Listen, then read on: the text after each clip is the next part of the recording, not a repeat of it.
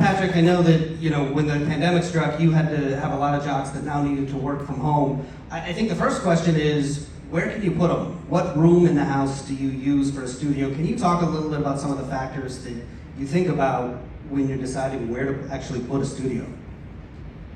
Well, we build studios in our facilities that are soundproof, expensive, up to spec to make the program directors happy.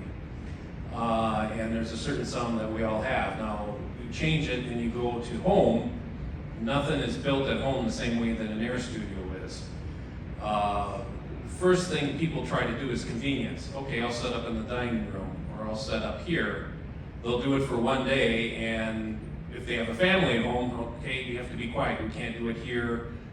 You gotta be quiet, I'm trying to work. Or they try to do it in the basement or somewhere else. The cheapest, fastest way is if you need a soundproof room, go to your walk-in closet.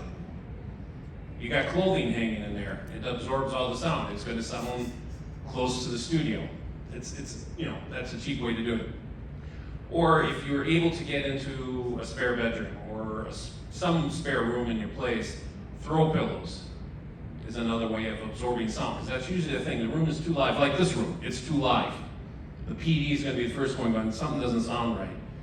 Investment-wise, look at getting a decent microphone. And a decent microphone is a Shure SM7B, which a lot of you have used. They've been out for a long time. There's a lot of them on eBay. There's also a lot of them probably in the desk drawers of your engineers. If you're real nice to him, and he's a nice engineer, he might sneak one out for you.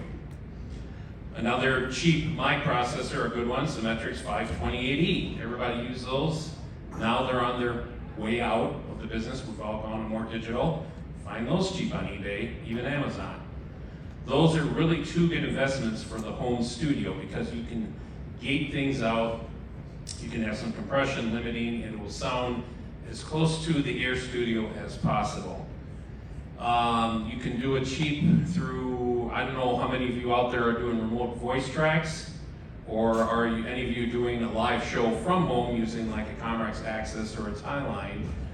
Find a cheap Mackie. You can get a Mackie board for 99 bucks that'll do the job.